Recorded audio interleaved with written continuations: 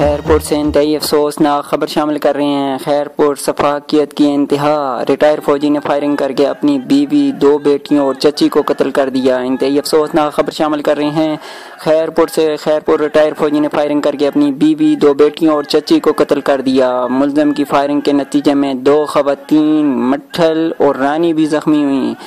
जब dead bodies को अस्पताल लाया गया तो खैरपुर सिविल अस्पताल के डॉक्टर ने उनका पोस्टमार्टम करने से इनकार कर दिया।